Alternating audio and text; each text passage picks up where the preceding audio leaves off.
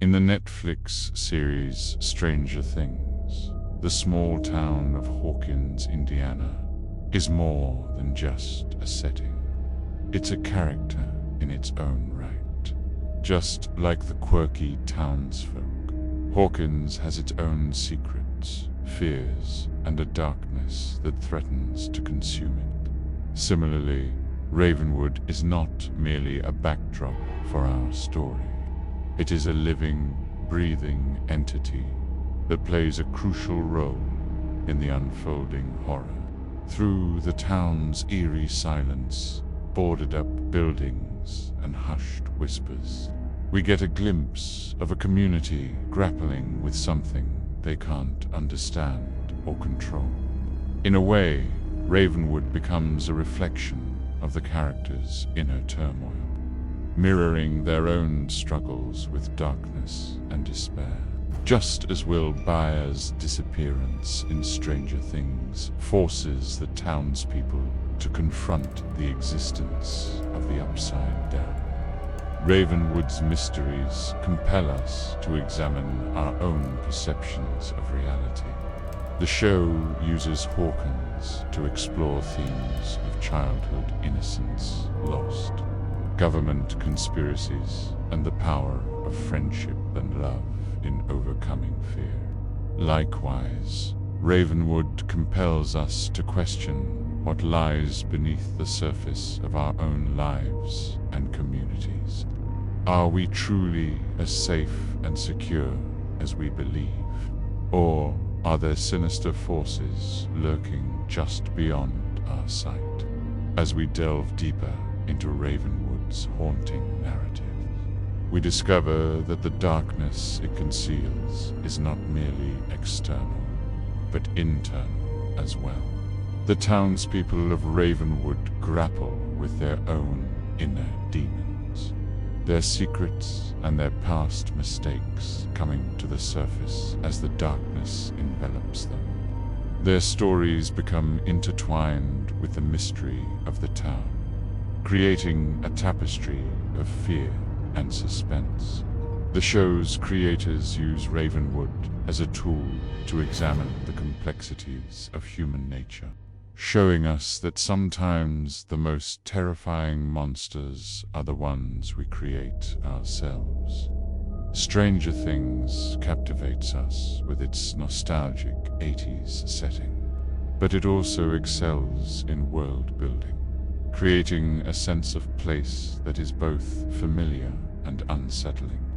Hawkins, with its retro diners, bike paths, and quirky festivals, seems like an idyllic small town straight out of a John Hughes movie. However, beneath this facade lies a town steeped in secrets and shadows.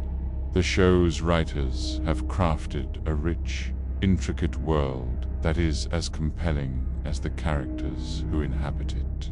They've created a sense of place that is so vivid and tangible. You feel like you could step right into Hawkins and experience life there for yourself. The town's history, its connection to the Upside Down, and its enigmatic inhabitants are seamlessly woven into the fabric of the narrative, creating a sense of continuity and depth. The result is a world that is both relatable and fantastical, where the mundane and the extraordinary collide. In the same vein, Ravenwood invites us to explore the intricacies of a seemingly ordinary town that conceals extraordinary secrets.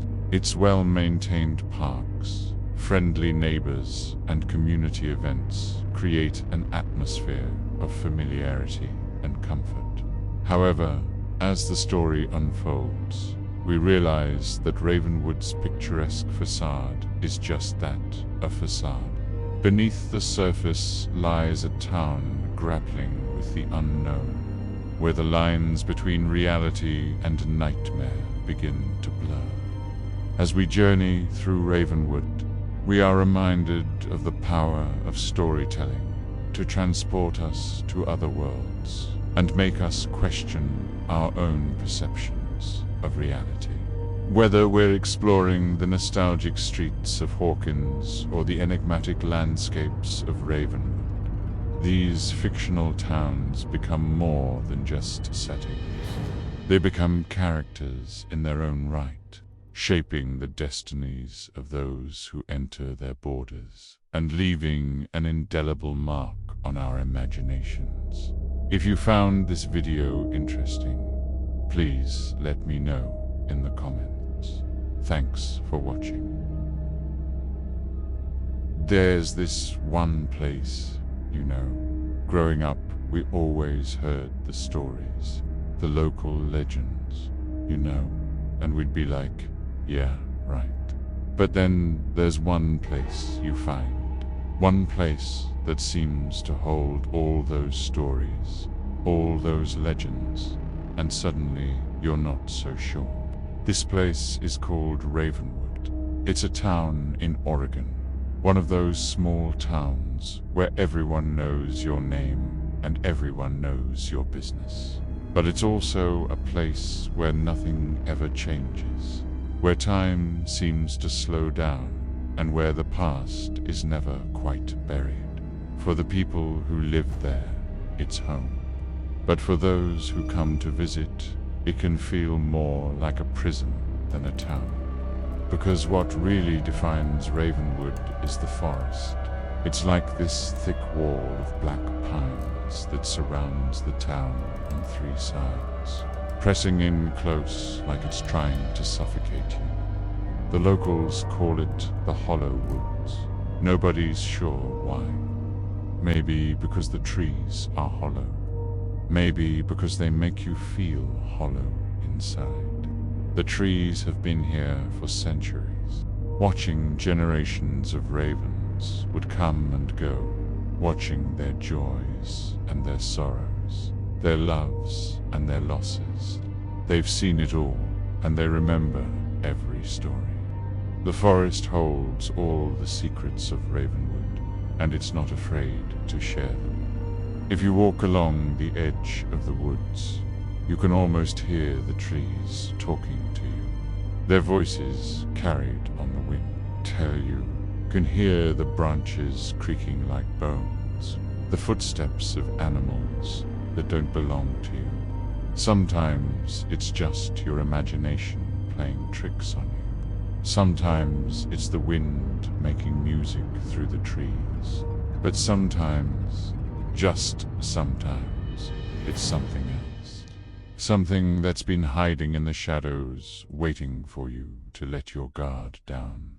Waiting for you to turn your back so it can strike. Parents warn their children not to go into the hollow woods. They say it's easy to get lost in there, that the trees will swallow you whole and you'll never come back. They tell stories of hikers who wandered in and never came out, of hunters who got lost and never found. But those stories are just the tip of the iceberg. What the parents do and want their children to know is that the Hollow Woods is more than just a forest. It's a gateway to another world, a world where the rules are different, where the laws of nature don't apply. It's a world where the shadows are alive and they're hungry. As soon as the sun goes down, Ravenwood transforms. The friendly little shops with their hand-painted signs become dark and silent, their windows like empty eyes staring out at you. The street lamps flicker on, casting a weak yellow light that does little to pierce the gloom. The mist creeps in from the forest, cold and heavy, like a shroud over the town.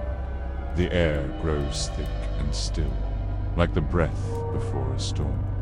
The silence is broken only by the sound of your own heartbeat. And then you start to hear the whispers, the faint sound of voices carrying on the wind. They seem to come from everywhere and nowhere at once. They're just beyond your hearing, just at the edge of your perception. They're there, but you can't see them. Try to rationalize it away. Tell yourself it's just your imagination. But you can't shake the feeling that you're being watched. You turn round, but there's nothing behind you. No one's there, or are they? Ravenwood is full of places like this. Places where the veil between the ordinary and the unexplainable is thinnest. Places where the past lingers like a bad smell. And the worst part is, no one in Ravenwood wants to talk about them. Like the abandoned house at the end of Willow Lane. It's just an empty shell now. The paint peeling from its siding, the windows nailed shut. But the curtains in the living room move, even though there's no one there. Or the old well behind the church. It's covered with a rusted grate, but the townspeople still come to it. They lean over and listen. Some say you can hear your own voice whispering back, but it won't sound like you. Here in Ravenwood, the past is never really gone. It's always there, lurking in the shadows, waiting to pull you in. And as the night wears on, the whispers grow louder. The darkness deepens and you start to wonder if you're really alone. What I love about this place, this world, is that it's not about the jump scares or the cheap thrills. It's about the atmosphere, the feeling that something is not right, that something is watching you. And in this world, the monster isn't some big, scary thing. It's us. It's our fears, our doubts, the darkness that's always with us. What do you do when you find out the monsters under your bed are real? For the residents of Ravenwood, that question didn't have an easy answer. But for Eli, Mara, Ty, and Jonah, it was a problem they were going to solve the old-fashioned way, by finding answers in the most dangerous places.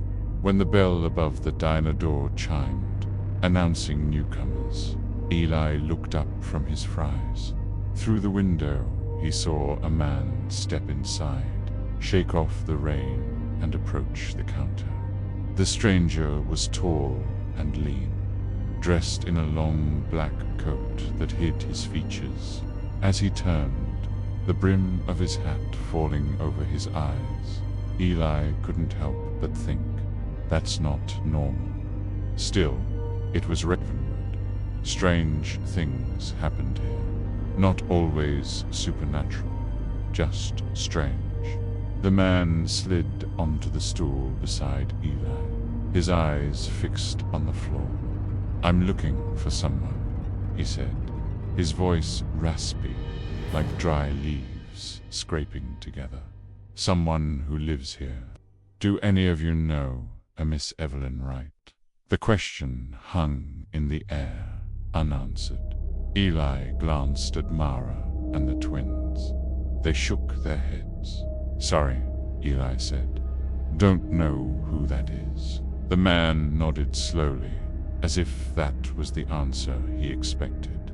He paid for his coffee, leaving a generous tip, and stepped back out into the rain.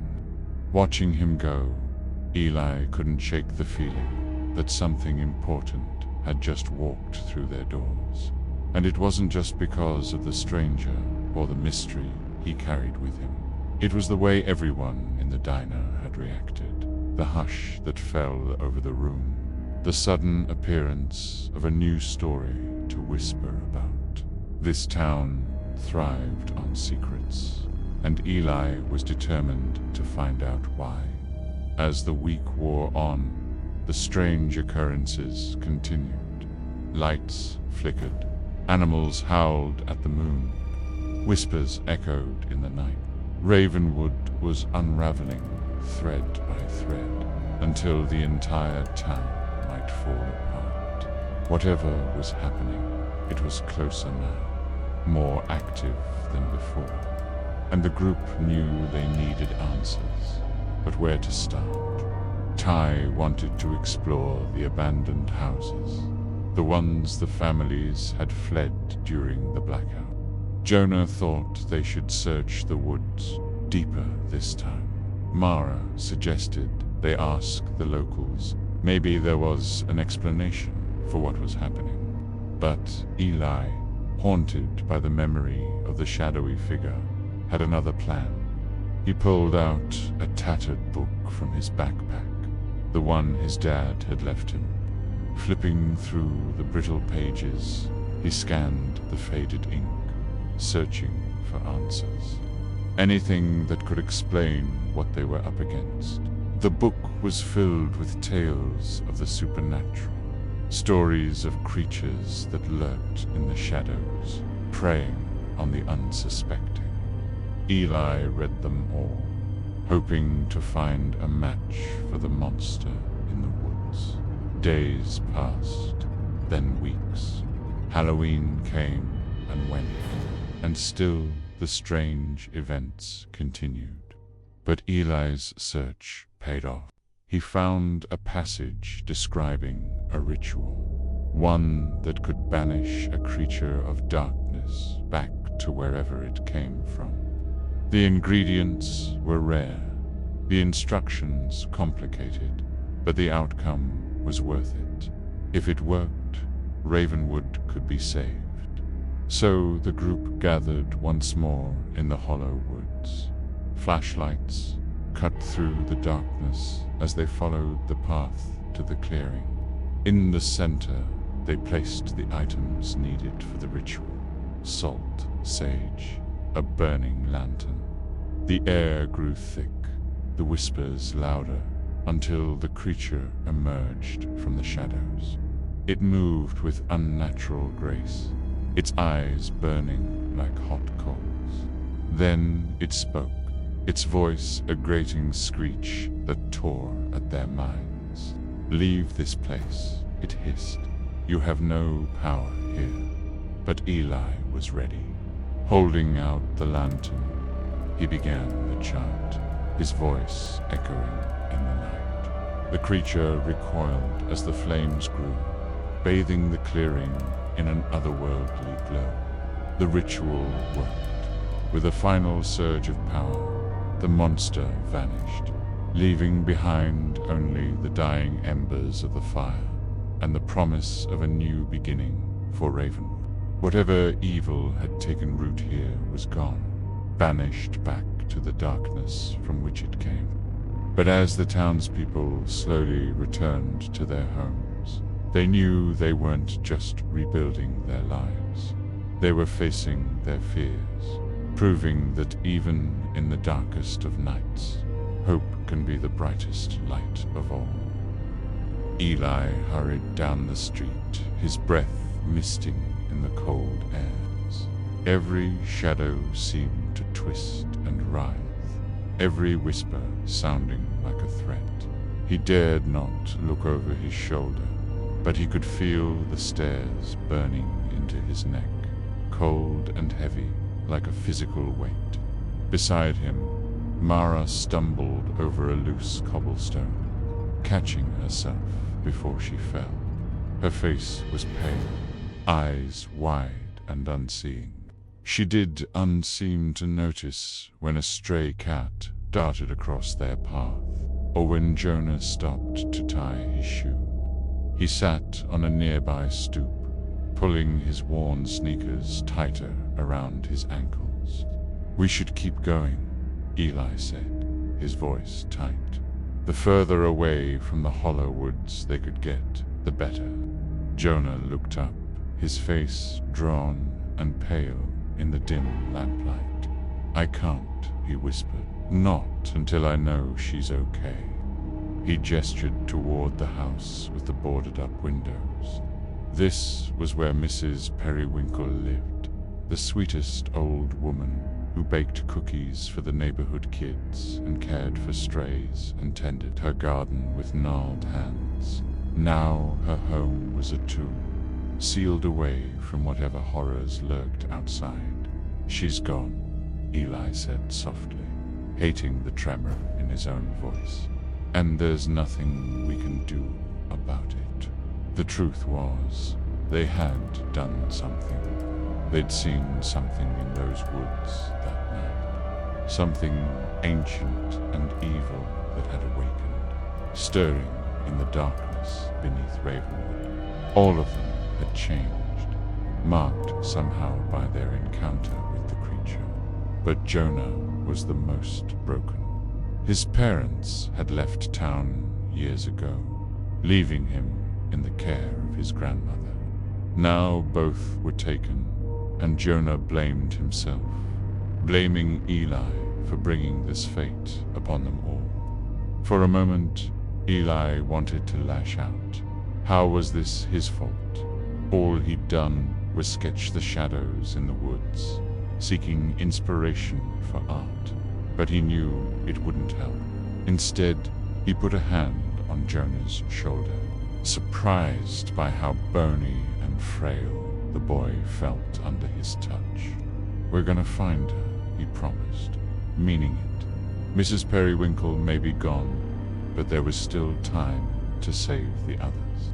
The whispers in the wind had become voices, growing louder by the day, slithering into their dreams and coiling round their hearts.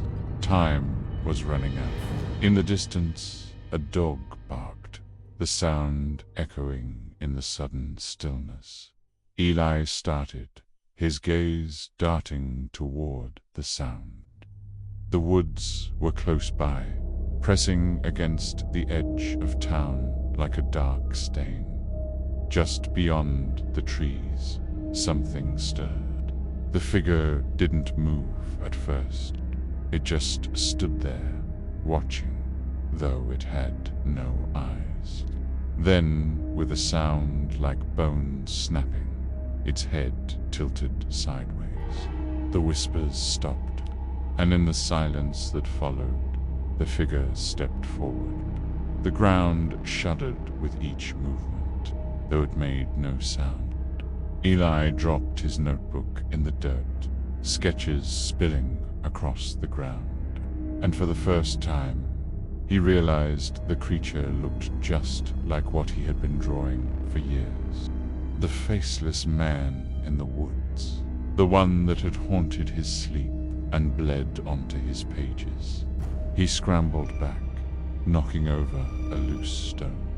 It clattered to the pavement, the sound like a gunshot in the quiet night. The creature turned its head, tilting to the side again. This time, it took a step forward. It was close enough now for Eli to see the twisted mockery of a smile on its face. The way its limbs were all wrong. Too many fingers and toes. Skin stretched tight over bones that were too sharp, too angular. And then it did something Eli wasn't expecting. It reached out a hand, not to grab him, not to hurt him, but to point at the sky.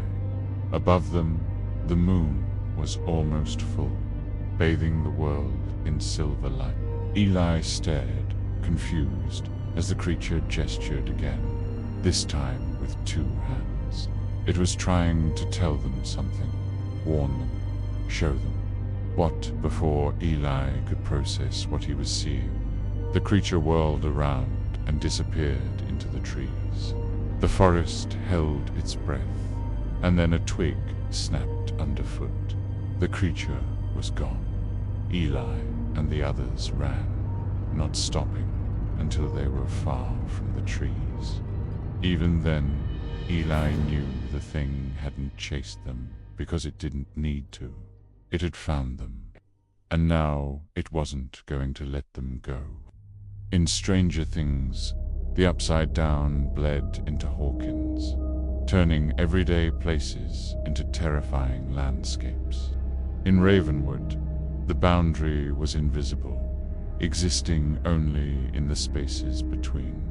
Yet the creature from the Upside Down had found a way to cross over, bringing with it the promise of darkness and despair. And the worst part, it had only just begun. The most terrifying moments in Stranger Things are usually when the kids have no choice but to confront the monster headens, like when they fought the Demogorgon in the Upside Down, or when they battled the Mind Flayer in the Starcourt Mall. Those were close calls, but those moments of pure terror is what made the show so great. And in the new season, which takes place in the fictional town of Ravenwood, we get a similar feeling. Here's how that new story begins. It began with the sirens. One by one, they wailed through the town, piercing the silence of midnight. People poured out of their houses in confusion, only to see it. A thick black fog spilling from the hollow woods, rolling down the streets like a living thing. The fog swallowed lampposts, cars, even sound itself. Within minutes, Ravenwood was cut off from the world. I love that, because you immediately establish that this is a small town with a dark secret. The kind of place where things have been happening for a long time that nobody can quite explain. Our story begins with a group of kids who are brought together by circumstance and a shared sense of curiosity and adventure. There's Eli, our protagonist, who's always felt like an outsider in Ravenwood and uses drawing to cope. Then there's his crush, Mara, who's also an artist and understands Eli in ways that others don't. And then there's the Hawkins twins, who are known for getting into trouble. Together, they form a tight-knit group of friends who explore the mysteries of Ravenwood, uncovering secrets that threaten to tear their town apart. So when the fog hits, it's this group that comes together to try and figure out what's going on. They meet at Mara's house, flashlight trembling in their hands. Eli clutches his notebook, certain now that it wasn't just filled with drawings.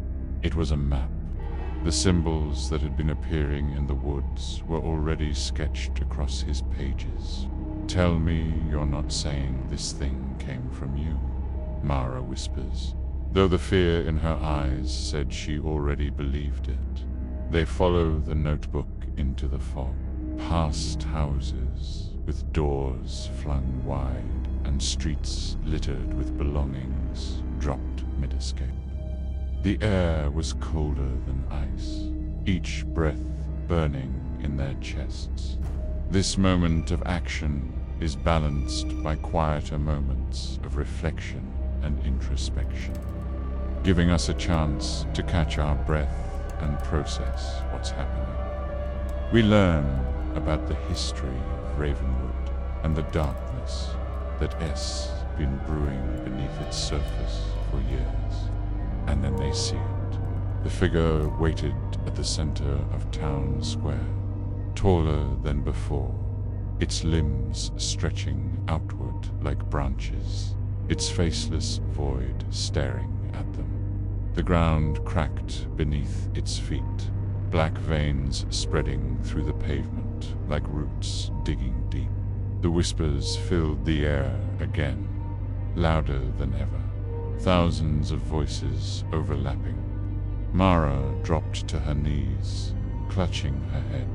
The twins screamed as the fog wrapped around them, pulling, tugging, dragging them closer to the creature. Each character reacts to the monster in their own way, which makes for some really compelling drama. Eli steps forward, trembling, his notebook open in his shaking hands. The symbols on the pages glowed faintly, pulsing with the same rhythm as the ground. Somehow, he understood. They weren't just drawings, they were instructions. But the closer he got, the more the voices clawed at his mind, threatening to pull him apart. The figure leaned down, its hollow face inches from his own. In that endless void, Eli saw everything the town's past, its buried sins, its curse, and worst of all, he saw himself, connected, chosen, bound. Without giving away too many spoilers, the climax of the story isn't a battle, it's a choice. And it's one that will have far-reaching consequences for Ravenwood and its people. The story is told with a lot of heart and humor, but it doesn't shy away from tackling some really difficult themes like grief, loss, and the power of community. And ultimately, it's a story about hope and the importance of fighting for what you believe in, even when the odds are stacked against you. So yeah, overall, Stranger Things does what it does best. When the fog cleared, Ravenwood was no longer the same town. The streets were empty, windows shattered, cars abandoned mid-turn. The town clock, stuck for decades, had started ticking again. But now it chimed at the wrong hours, as if mocking the survivors. Of the group, only Eli and Mara stumbled out of the square. The twins were gone, swallowed into the void. No trace of them remained except their bikes lying on the ground, wheels still spinning. Mara refused to speak, her eyes vacant, her skin pale, as if something had hollowed her out. In the end, it wasn't a monster that haunted Ravenwood. It was the silence, not the peaceful kind that blankets a sleeping town in slumber, but the heavy, thick silence that seems to smother the air, making each breath a struggle. A silence that follows you home from school and sits on your windowsill at night, watching. Eli carried the notebook. By its pages, once filled with drawings and glowing symbols, were now blank. Every line erased, every mark gone, leaving behind nothing but empty sheets. But Eli could still feel the weight of it in his hands, heavy as stone, pulsing faintly like a heartbeat. The townspeople who remained whispered about what happened, but no one dared say it out loud. They avoided Eli, their gazes sharp with fear. They knew he had something to do with it, even if they couldn't explain how, and he knew they were right. One night, weeks later, Eli sat at his desk, staring at the blank notebook. The lamp beside him flickered once, twice, before steadying. He picked up his pencil, telling himself he wouldn't draw, that he couldn't, but his hand moved anyway, as if guided by something unseen. Slowly, shakily, he sketched the outline of a figure, tall, faceless, waiting. From outside his window, Mara's voice whispered his name, but Eli knew Mara was asleep miles away. He didn't look up. He didn't have to. The shadows in the corner of his room had already grown longer, stretching, reaching. Ravenwood pretended to move on. Shops reopened. School bells rang. Life continued, as it always does. But anyone who stayed long enough noticed the changes, the silence after dark, the shadows that shifted when no one was near, the children who woke up screaming with drawings they couldn't explain, the adults, they tried to ignore it, to pretend it wasn't happening. After all, Ravenwood was just a small town trying to heal. But beneath the surface, things had changed. Ravenwood was different now. And the worst part was, no one could name the reason why. Some nights, the silence would press against Eli's window, cold and heavy, like a shroud. Then he'd look up to see a face peering in his face, pale and gaunt, eyes black and empty. And Eli would know he wasn't alone. For a moment, he'd reach out, wanting to touch the smooth, cool glass between them, then pull back, his skin crawling at the thought of what might happen if he broke the barrier between worlds. As the seasons turned, the silence grew louder. It seeped into the foundations of their lives, twisting their joys and turning their smiles into grimaces. Laughter echoed with an undertone of something sinister. The trees that once stood strong and proud bowed their heads, their branches clawing at the sky like desperate pleas.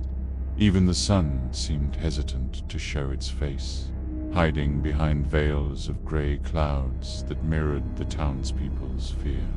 The day before the storm, a crow landed on Eli's windowsill. It cocked its head, regarding him with a knowing gaze before croaking loudly, "B," as if to confirm their worst fears. That night, the silence erupted.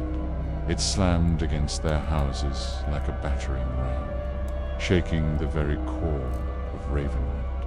It howled through the gaps in their windows, slithered under their doors, wrapped itself around their necks, squeezing the breath from their lungs. And in that moment, when hope flickered and died, they understood. Ravenwood wasn't a place anymore. It was a feeling, a chilling certainty that settled in their bones. This wasn't their home. It was a prison. They were trapped. And whatever was out there, whatever was watching them from the shadows, it had come to collect what was owed. The next morning, they found Eli's house abandoned. The windows were smashed, the door hung off its hinges, and inside, scrunched up in the corner, was the notebook. Its pages, once again, were filled with drawings and glowing symbols. The townspeople avoided it, afraid to touch it, afraid to read it, afraid to face the truth it held. But someone did. The new kid in town, the one they barely knew. And when he looked up, his face drained of color, they knew Ravenwood wasn't just a story. It was a curse. So, if you ever find yourself in a town like Ravenwood, listen closely. If you hear a voice whispering your name in the dead of night, don't answer. If the silence feels heavy, don't stay. If the shadows seem to stretch a little too long, leave. Don't look back.